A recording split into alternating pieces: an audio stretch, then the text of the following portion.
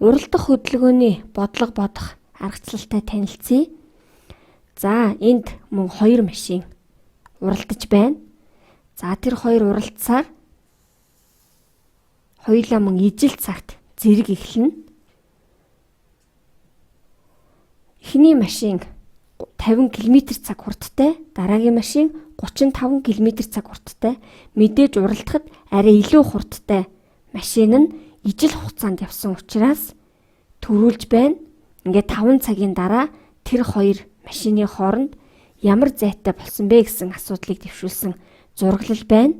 За, энэ зураглалдаа үйлдвэртэй бодлого зохиовол нэг нь 50 км/цаг, нөгөө нь 35 км/цаг хурдтай 2 машин нэг хотоос ижил чиглэлд гарч яв. 5 цагийн дараа тэдний хоорондох зай ямар зайтай буюу хэдэн километр болсон бэ гэдэг асуудлыг шийдэх бодлого байна. За, ингээд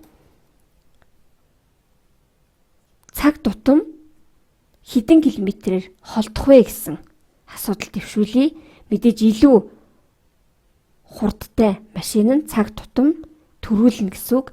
Чухам хэдэн километрээр төрүүлэх вэ гэдгийг тооцъё.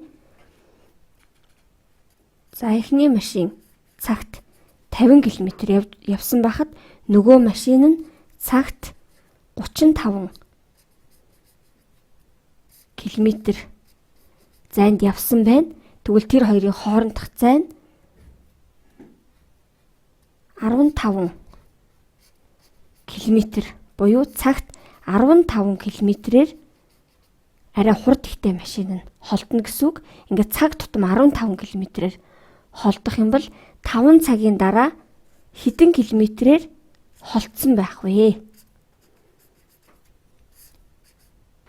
15 ба 5-ын үржүүр 75.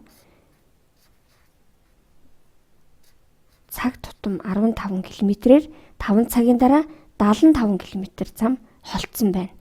Өөрөөр хэлбэл 5 цагийн дараа энэ 2 машины хоорондох зай 75 км болсон байна. За, мөн уралдах хөдөлгөөний бодлого байна. За, энд 2 дугуйтай хүүхэд уралдаж байна. За, уралдаж байгаа учраас тэр 2 зэрэг хөдлөнө. Зэрэг хөдлөөд за, хоорондоо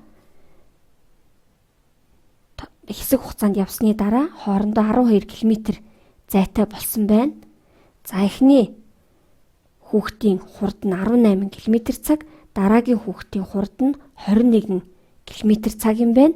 Тэгвэл хэдэн цагийн дараа энэ 2 хоорондоо 12 км зайтай болох вэ гэсэн зураг байна. За, үүнийг үйлдвэртэй бодлогот оруулвал дугуйтай 2 хүүхэд барианаас нэгэн зэрэг уралдан гарав.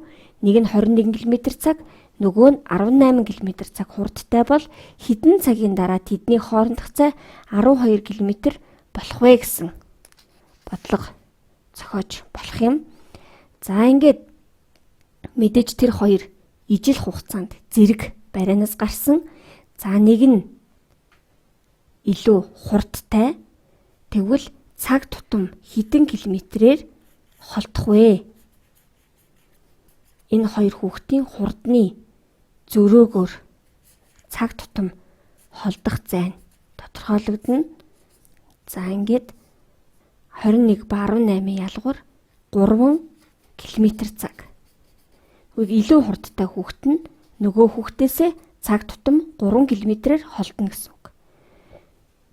Тэгвэл хэдэн цагийн дараа 12 км зайтай болох вэ? Хурдныхаа зөрөөнд хуваа нь яагаад гэвэл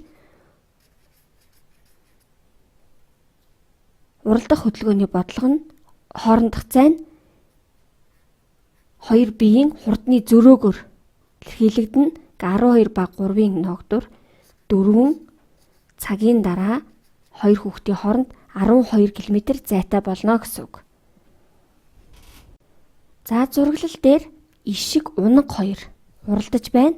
Тэр 2 мэдээж нэгэн зэрэг гарч За унган ишигнээс хурдан учраас тэр хоёр хоорондоо 900 м зайтай болсон байна.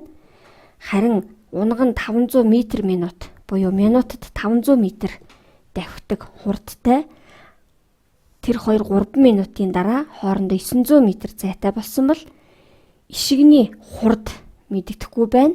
За энэ өгүүлбэртэй бодлого зохиовол унга ишиг хоёр гэрийн гаднаас уралдан давхив. Унга 500 м/минут хурдтай давхисан бөгөөд 3 минутын дараа тэдний хоорондох зай 900 м болсон бол ишигний давхисан хурдыг олоорой гэсэн бодлого зохиож болох юм. За ингээд минут тутам тэр хоёрын хооронд тодорхой зай үүсч байгаа. Тэгвэл нийт 3 минутын туршид 900 м зай үүссэн бол зайтай болсон бол минутад хэдэн метрээр холдсон бэ гэдэг тооцоог олохдоо бид нийт хоорондох зайг тэр хоёрын ижил хугацаанд тавьсан буюу 3 минутад нь хувааж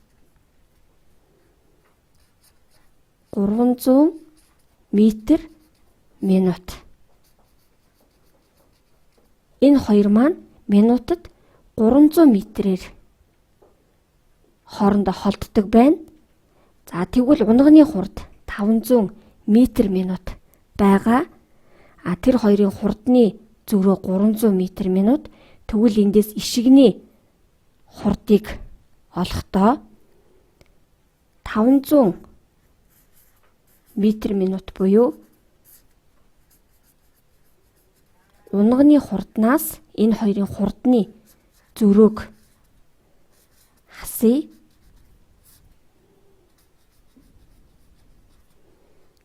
Ингээд 200 м/минут